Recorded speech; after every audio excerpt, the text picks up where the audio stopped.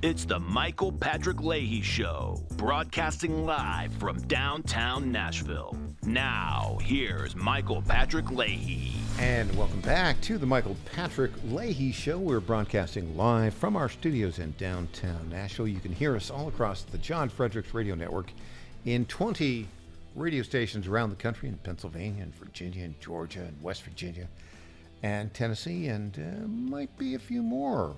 Might be. We're joined in studio by the newest all-star panelist, E.J. Haas. Good morning, E.J. Good morning. We are delighted to have you here in studio, and want to talk a little bit about MAGA. Mm-hmm. MAGA. Make America Great Again. We're talking as you're coming in, and you expressed a viewpoint that I've articulated as well. It's time for MAGA to take a breath. I agree. Tell us what you mean by that. Yeah. So for all the listeners and YouTube watchers out there, I am pretty heavy on X and pay a lot of attention to what the sentiment is there.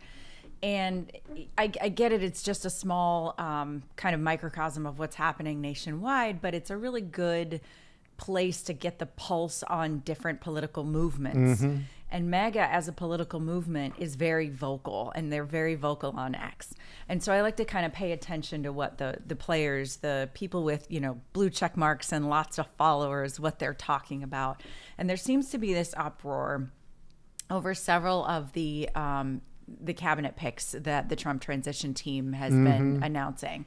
And while I agree that there are some that I don't love, I'm not crazy about them. What? There's some you don't love? Who don't you love? Surgeon General. Surgeon General. I don't know how to pronounce her last name. Dr. Jeanette Nishwat. Jeanette something or other. Yes. And of course, now let's just put it in context. The Surgeon General doesn't really manage anything. Nope. The Surgeon General makes pronouncements about health. Right. That's about it. Right. The problem I have, though, with her, and I'll tangent for just a second because I want to get back to the MAGA taking a breath thing. The problem I have with her isn't necessarily that she initially was in favor of some COVID mitigation methods. Social distancing. Right. The masking, take the jab. Those kinds of things. Yeah. Lots of doctors had that view right out the gate. And many have come around and kind of figured things out. And so for that, I appreciate her. The problem I have with her, though, has more to do with her social media censoring and her support of Facebook tamping down on the narrative of COVID. All of that said, Surgeon General doesn't do much. She's also under the direction of others in the administration who are far more to the right than she is. And I also think that, listen, Trump is my president. Right. Jesus is my king. Trump is my president, okay? He's going to have differing opinions than us. He's going to have people within the transition team that also have different opinions. All of that is okay if we truly believe in free speech and differing opinion and coming to conclusions based on science and, hashing things out and having robust debate. We're going to need some people who aren't always on our side. It strengthens our arguments. And so I think MAGA needs to take a breath, understand that he's not going to have a perfect pick for every position. There simply isn't a perfect pick for every position. On the cabinet appointments, there are 18 cabinet offices, I think. I think he's like 17 for 18. 16 for 18. 16 for 18? Oh, yeah. I don't love labor either, but that's okay. Yeah. I don't have to love everybody in the administration. That's just not going to happen. And let's all keep in mind that when they start making moves, we're also going to dislike some of the moves they make. That's okay. See, if the general direction is trending where we want it to go. We would differ a little bit on that. So I think 17 for 18. The labor, I would say from a MAGA perspective. You say 16 of 18. We'll get to the one difference that we have on that. But 17 for 18 is pretty good. Right. Because if you look at even his first term, it wasn't 17 for 18. It wasn't Definitely 16. not. It was basically, I don't know, Like 9, maybe 10? maybe 9 or 10 Yeah, for 18. yeah. But he didn't know as much. He Right. didn't have as much experience then as he does now. But back to your point, why MAGA needs to take a breath, which I completely agree with. The reason MAGA needs to take a breath is because we're changing things. Yes. Things are changing. This is a pivotal point in American history, and we're getting away from left right. Mm-hmm. We're getting away from that. We're getting more towards sort of a populist nationalist view. America first view. Yeah, exactly. Just a love of country for a change, which is pretty terrific. And then let's keep in mind too that all of these cabinet appointments are hearing from us way more than they ever have before. Thanks to, X being more unbiased, I guess, allowing more opinions and X, formerly Twitter. Huge that we have that outlet now, but then they're listening to it and they're watching it. And so I think we have more influence over what these cabinet picks will do really than we have ever had in the history of America. I think you're probably right. By the way, do you see our buddy X, formerly Twitter, purchased by Elon Musk a little over 2 years ago for $44 billion, right? He's acknowledged he overpaid for it. Sure. Time. But over time, maybe not. There's a report he's thinking of buying MSNBC. Do you think that's a true thing, or is he trolling? I think it makes sense. Yeah. Yeah. Look, he's not calling me and saying, I have provided him some advice, though. And it's simply this. After he buys MSNBC and changes the name to XBC or XTV. XBC? Yeah, something. Or X Plus, whatever he calls it. I am available, Elon, to host your 8 p.m. Eastern Time weeknight program. Wow. Yeah, it's an upgrade from Rachel Maddow. Right? That's I'm available. Well, she's only 1 day a week, so if you're committing to 5 days a week, I mean, I think if you just show up 5 days a week, you've got the leg up on And look, I would be willing to do it for less than $25 million a year. I mean, I think I'd do it for Would you do? a lot less than 25. I would take the 7 a.m. spot. No. I would. Well, here's the thing. Rachel Maddow, who was making $30 million a year because MSNBC has hit hard times, she took a salary cut to $25 million. She sure did. Yep. And she's still only doing one night a week. So she is doing 1 night a week. I think we have to remember too, though, she drives a lot of the narrative for MSNBC. She does a lot of the behind the scenes kind of approving stories and pushing different she's got a lot of access to the DNC and all of that. So I think that's what they pay for. They don't really pay for her 1 day a week. Here is my interpretation of what's happening at MSNBC as we speak. You ready? Blah, blah, blah, blah, blah, blah, blah. I was trying to figure out how you were going to explain a dumpster fire, but yes, the slow drowning. The drowning. Yeah, they're in trouble. Well, it's not just that. It's just they don't see the sea change in American attitudes. And the attitude used to be among like half the country. Oh, we hate Donald Trump. We hate Donald Trump. Well, guess what? He's not Hitler. He's open. They still hate him. But fewer people hate him at the level where they want him to fail. Exactly. Now, they may hate him like Bill Maher, but they want to give him a chance. Well, I don't think they're giving up. Well, the hardcore is not giving up, but it's gone from 50% hating him to 40%. And that's a big difference. Soon it'll be 30%. Mm-hmm. We'll have more when we get back. I'm Michael Patrick Leahy. She's EJ Haas.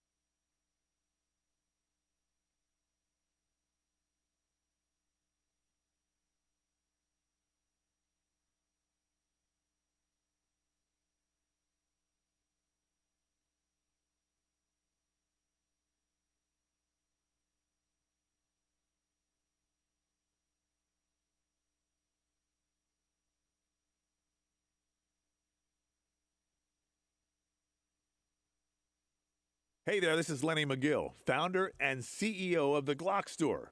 As a proud sponsor of this show, you may have heard Michael Patrick Leahy mention us a few times over the past 4 years. But today, it's me on the radio telling you how pleased we are to be associated with Michael Patrick Leahy and his dedication to the highest levels of professional journalism. Michael Patrick Leahy has been threatened with jail time in bringing the true facts about that Nashville Covenant shooting to his listening audience. Michael Patrick Leahy, you keep doing what you're doing, and we here at the Glock Store will keep sponsoring your show for the good of Nashville and the entire country. And I'm personally inviting all of your listeners to come visit and shoot at the Glock Store. It's where Michael Patrick Leahy learned to shoot a gun for the first time and where he bought his own personal Glock 19. I'm Lenny McGill, founder and CEO of the Glock Store here in Nashville, just minutes from the airports, worth the drive from anywhere, and a proud sponsor of Michael Patrick Leahy and the Tennessee Star Report. Welcome back to the Michael Patrick Leahy Show. Now, here's Michael Patrick Leahy. Welcome back. In studio, all-star panelist E.J. Host. A programming note, E.J. I will not be here tomorrow, but you will be hosting hour number one. I will. I'm looking forward to taking the reins here. E.J. Host will be running the show for the first hour and heard all across the 20 radio stations on the John Fredericks Radio Network. So that'll be kind of fun. Yeah, I'm looking forward to it. I've got a couple of topic ideas. So very good. And also, Aaron Goldmanson will be hosting the second 2 hours of the show tomorrow. I'll be heading towards Florida for a little R&R. Now, our topic here has been time for MAGA to take a breath. Mm-hmm. And I think you're quite right. Wanting to have every nominee to completely reflect the MAGA ideology may be a bit of a stretch. I have this fun clip of Robert F. Kennedy Jr., who was talking about how much in 2016 and 2020 he was opposed to everything that Trump was doing. Right. And now he's totally on board. This is how you build a coalition, by the way. Let's hear Robert F. Kennedy Jr. talking. And he's got some funny details here about Trump himself. So go ahead. Let's play this clip. He was doing 3 or 4 rallies a day. He was doing, one day I was with him, he did 12 teleconferences for congressional races around the country, which are actually more exhausting than the rallies because you're talking into a piece of plastic and you have to yell kind of, exhaust your voice. And then he was doing interviews all day, and the stuff that he eats is really like bad. It's not, campaign food is always bad, but the food that it goes onto that airplane is like just poison. It's all, you have a choice between, you don't have the choice. You're either given KFC or Big Macs. That's like when you're lucky, and the rest of the stuff is I consider kind of inedible, but I was eating it. And then he eats Diet Coke. I was with Dana White the other day, and who was really great for my campaign. He was a huge supporter. He's very close to Trump. They've had a relationship for 20 years, through UFC. He said during that time, sometimes he'll sit through a fight with Trump, and he's 5 hours in the fight. He said he has never seen Trump drink a glass of water. Yeah. Yeah, exactly. Just like sodas and Diet Coke or whatever. On Diet Coke. But he has this extraordinary energy. And it's the last day we were with him, he was up 48 hours. Jeez. So when he gave his acceptance speech, he had been up 48 hours, and literally 48 hours with no sleep. And I'm 70. I feel like I have a lot of endurance, but overnights, at this point, my wife killed me. I could do that a lot when I was a kid, but he does it all the time. So this is interesting. This is why I think Trump has endeared himself to so many people just because he's a hardworking guy. I mean, the guy works hard all the time.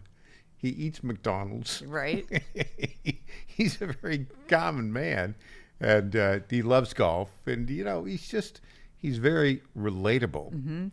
And I think that that fun part of him takes the edge off the hard, ideological America First angle that some people in America,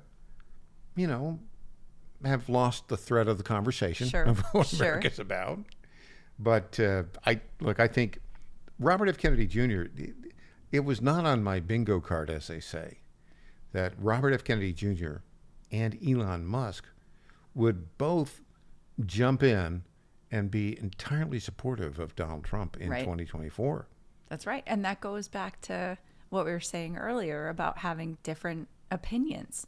They agree on the health stuff. They don't agree on the climate stuff. That's okay. It's okay, yeah. Right? Because, again, it helps you strengthen your argument. I do think the endearing, these funny stories that come out about Trump are what made MAGA popular, right? It was easy for young people to relate to eating McDonald's on, even if it was on a private plane. It's relatable to have these funny stories and be self-deprecating and to drive a garbage truck, right? I mean, we just jumped right in. People were dressed up as trash bags and garbage men for Halloween. I didn't have that on my bingo card either. So, the late great Andrew Breitbart. I worked for Breitbart's, Breitbart.com. I have wonderful stories about him. We'll get to that story. He often said, politics is downstream from culture. Yes. Well, guess what?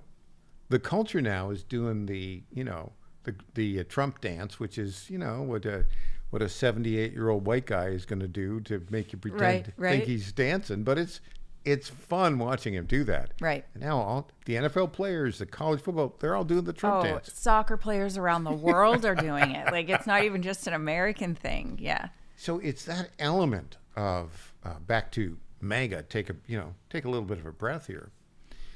It is that broad appeal that Trump and his the America First agenda has, which, when you look at it, you say, cut him a little bit of slack here. So, for instance, let's talk about the appointees. The Surgeon General, wouldn't have been my pick, but nobody cares. Secretary of Labor. Now, that's interesting. Secretary of Labor has been very friendly to the United Auto Workers, the Teamsters, not as much to the government employee unions. Right. Well, Trump's trying to reach out to the Teamsters and the UAW. That kind of makes sense in that regard. And then the other one, I'm 17 out of 18. You're 16 out of 18. Pete Hegseth, you're not a fan of Pete Hegseth. I think the difference is, I think ideologically, in terms of what needs to be done, he's got the skill set to do it. I agree with that. The problem is, let me just put it this way. Pete has a colorful personal life. That's one way to put it.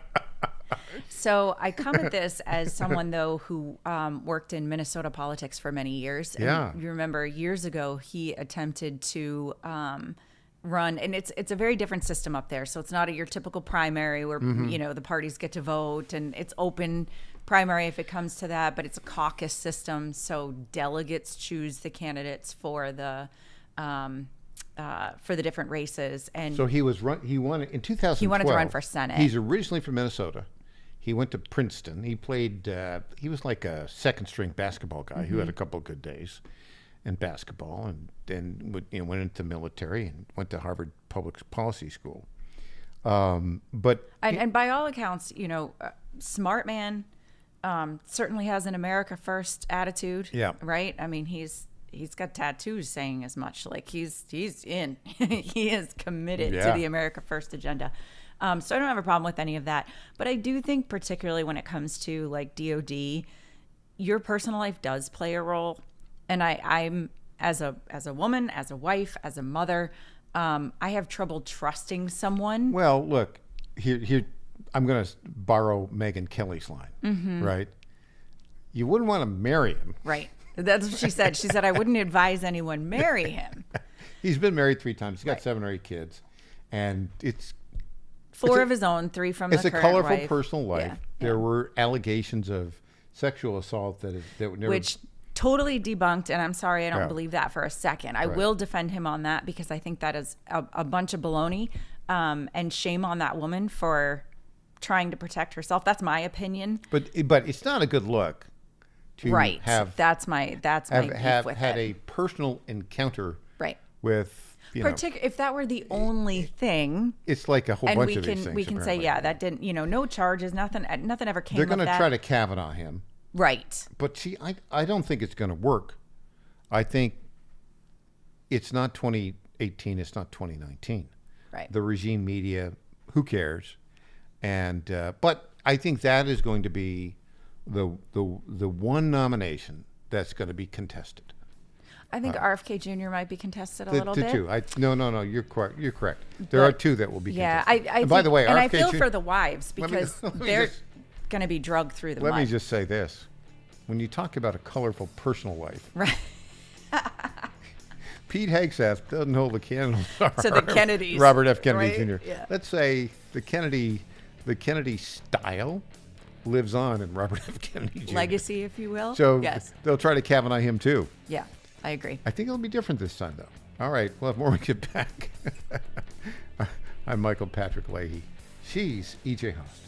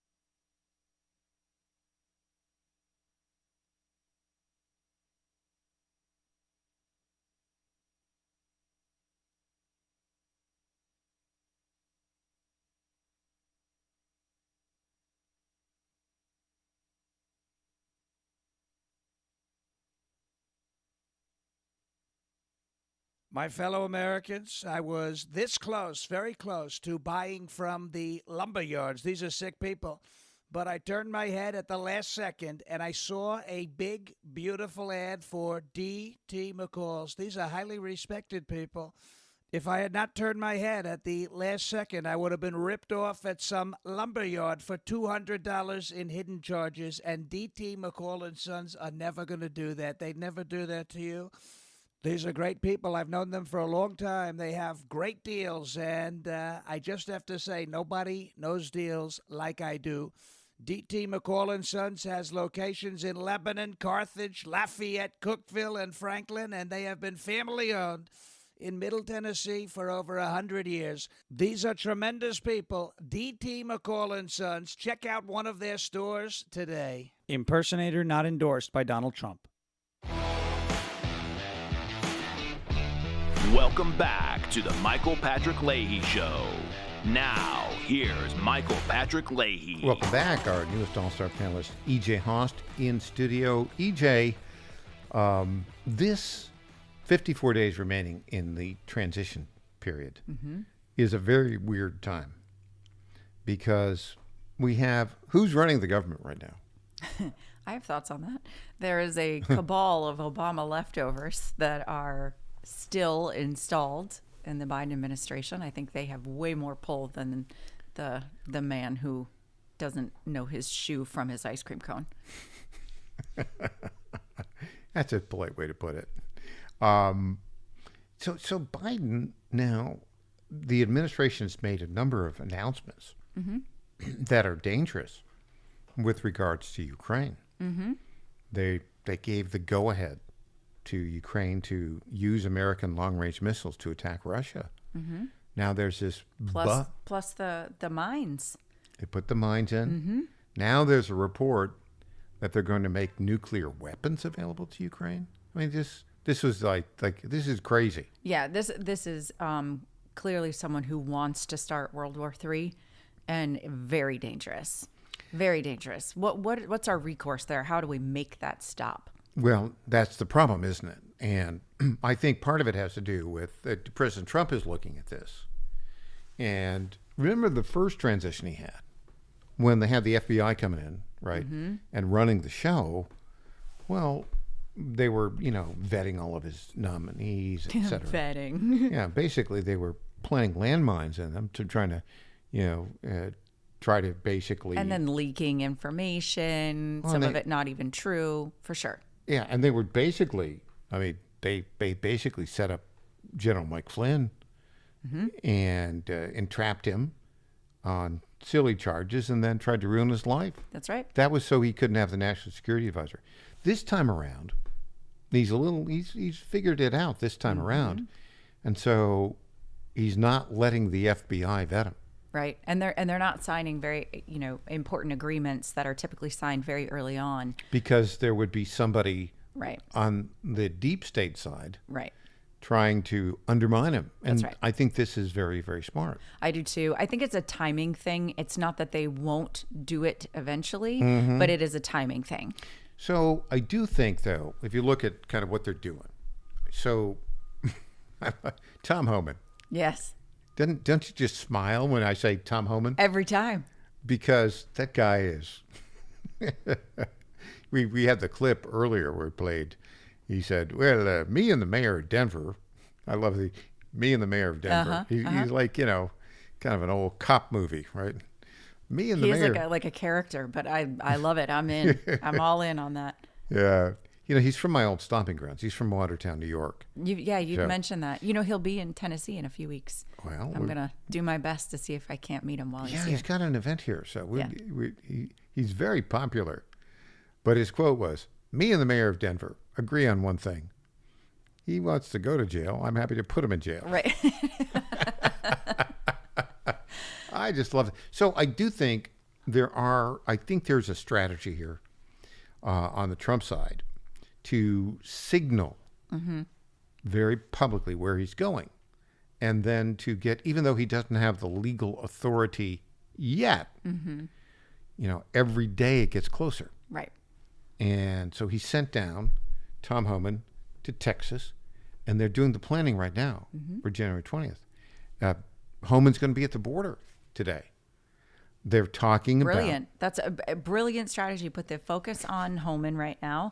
The appointments have been nominated, right? All the nominees have been made and announced now. And so what steals the media narrative? This transition team is brilliantly snagging the narrative, the media narrative, almost daily. They're doing a great job. And, Todd Bensman, Center for Immigration Studies, yesterday was our guest here, and he said, look, all of these illegal immigrants that are trying to get into the United States, they all have cell phones. That's right. And they know instantly what's happening. And that's why Tom Homan has been everywhere. And if you're an illegal immigrant and you're looking at on your phone the video of Tom Homan saying, you better self-deport. Right. Because if the whole family.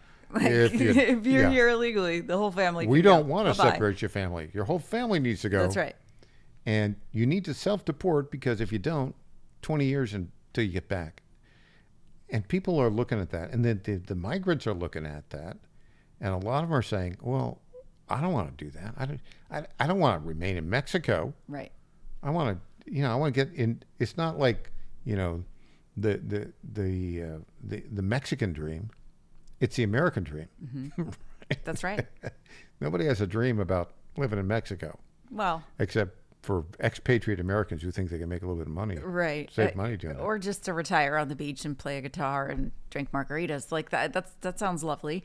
But that's not the dream, right? That's the retirement. The dream is, home ownership and a good job or owning a business and raising your kids and living in a safe community. Living in a safe community. So back to that point of what Trump is doing right now. And because he's not in possession of the legal authority right now, he's limited to just communication. That's right. Well, he's pretty good at communicating. And so is the team around him. Very good. Yeah, his comms director, Stephen Chung. Yeah. Who's like, don't mess with that guy. He's really good.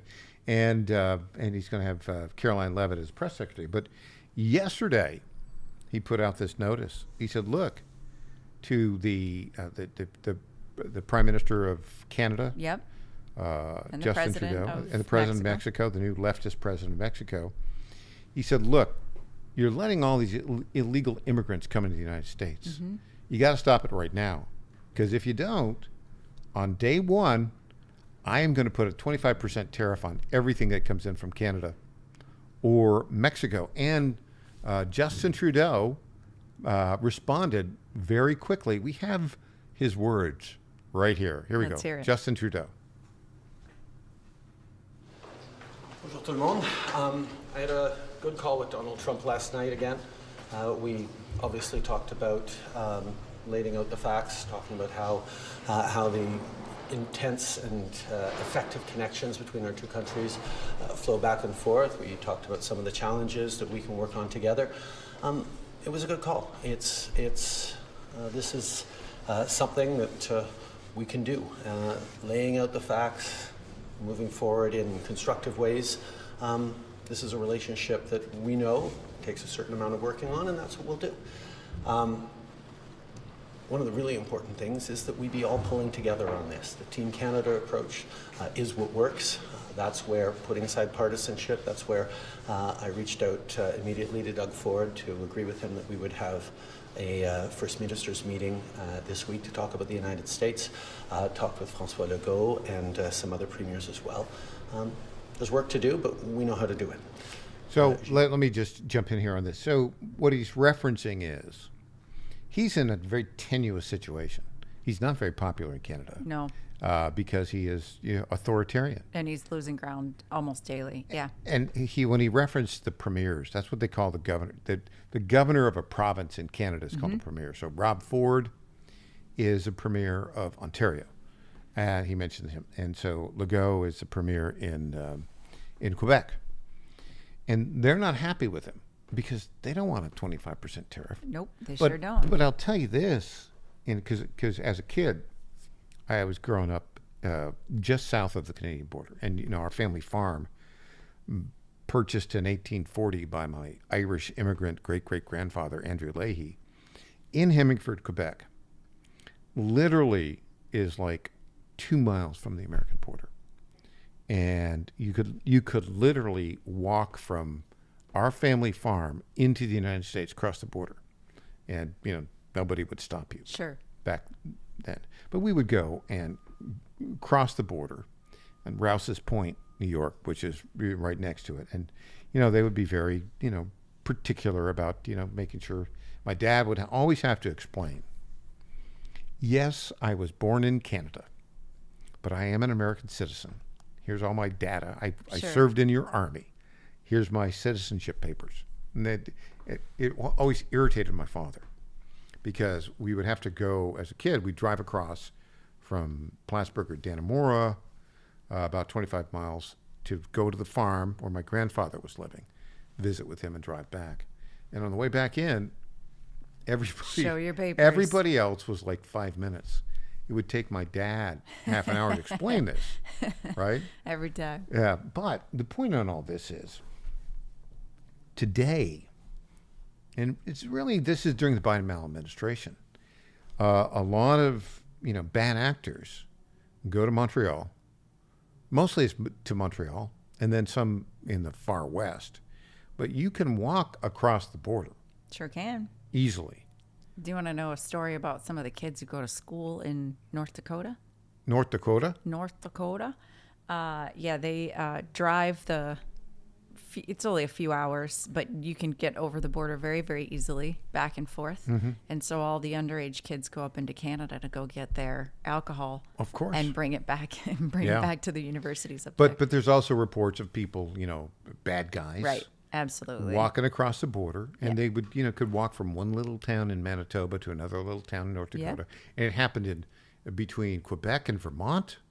Quebec. Well, if you've ever been to Niagara Falls, that area is really flux with people that go back and forth to Toronto. Yeah. So, but the point is that the Canadians could do something to stop that. Mm-hmm. They're not doing anything to stop it. At least they weren't until yesterday. And the point is that Donald Trump is masterfully using, I think, the communication capabilities that are available to him to force other countries to do what he wants. And I think it's wonderful. It is wonderful. And it's working in Mexico also. That same tariff threat made the president of Mexico, as you said, she's very progressive, very left-leaning, radical, really, when you think about Marxist, it. yeah. But she is now helping aid the stop of the caravans. And they had like 750,000 in southern Mexico that were just there until the election. Mm-hmm. Now they're apparently not going to be able to go to the United States. Yeah, and Mexico relies on, and so does Canada, relies on our economy. They need us more than we need them. We'll have more when we get back. We're going to hear from Tyrus and a temper tantrum about media from the head of Axios. Back after this.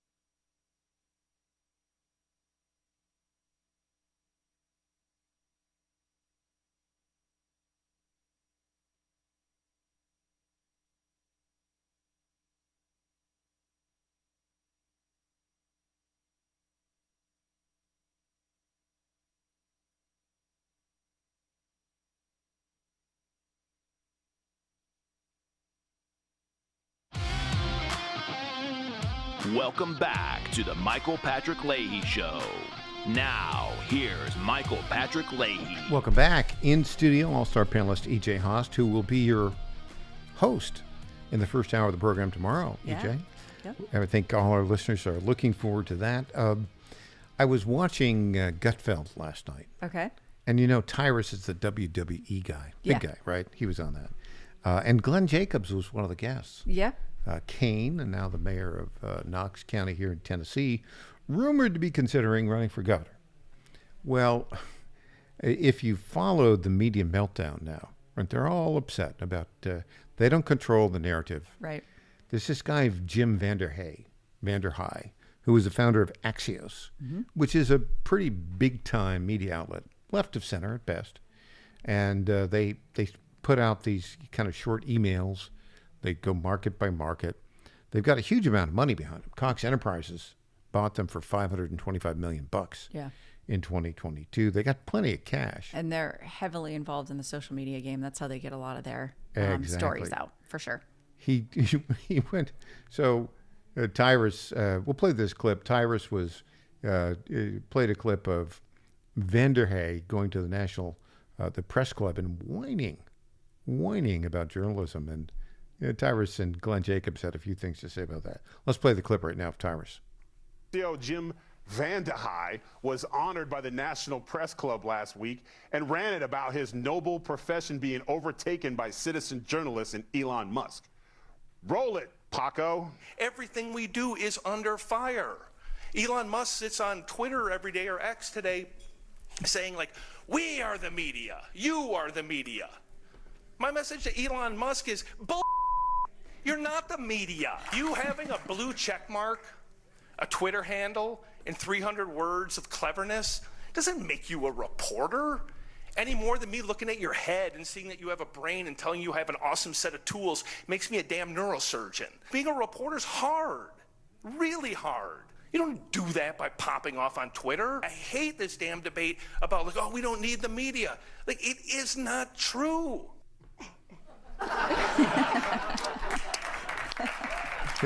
Here's a reaction from Tyrus and Glenn Jacobs. Now, look, I'm not a psychic, but I'm sensing that he sounds a little bitter.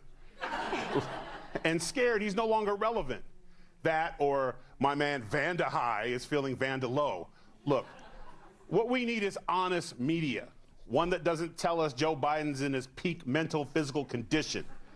Yelling at us for noticing you're lying does not make us trust you, bitch.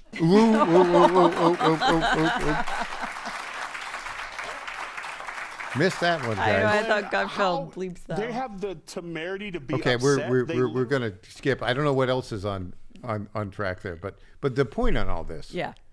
The point on all this is I love the whining from the this ranting, wealthy, the crying, yeah.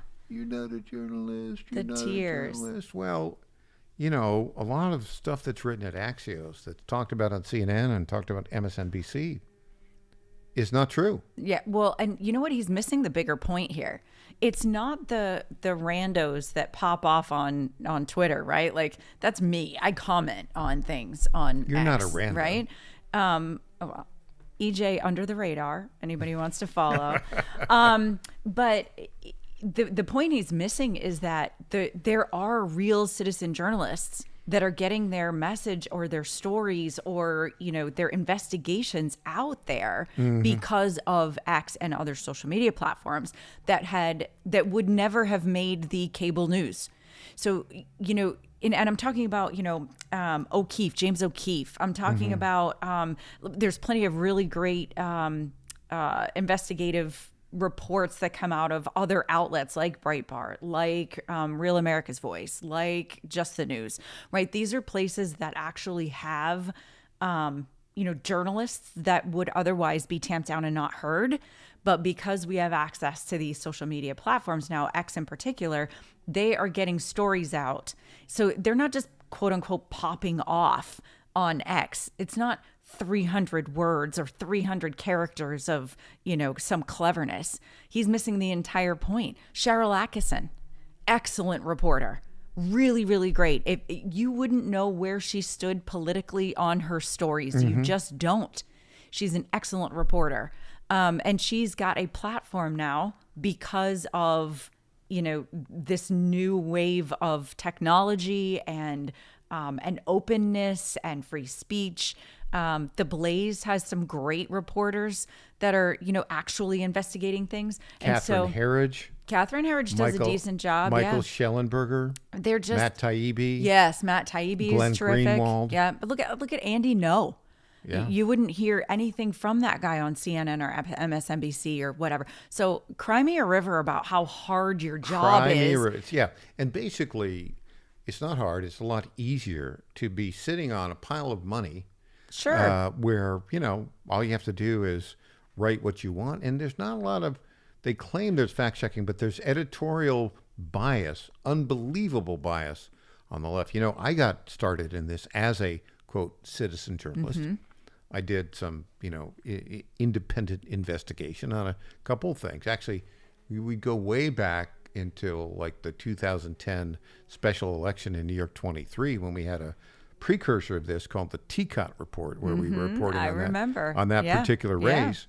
But also, even before that, some reporting in 2008 on the Barack Obama's origin story, for instance. Yep. And not about the birth certificate, but about really the story of his mother and his father and what was really going on there. So we did reporting that no one else was doing because they were not looking for the truth. That's right. That's the difference. Have you seen a newsroom lately, like where they actually, it's a bunch of 20-somethings sitting with a bunch of screens, and they're getting press releases from campaigns and organizations and whatever, and that's what they're creating these stories out of. Your local news is, fluff piece plus whatever the AP or Reuters tells them to say. Like it's silliness. It's local television is an utter disaster. No one's paying attention to that anymore. Nobody cares about it anymore. That's right. And on that happy note, hey, EJ, you'll be here tomorrow. Tomorrow, 9 a.m. 9 a.m. and 9 a.m. Central Time. 10 a.m. Eastern Time. Yep.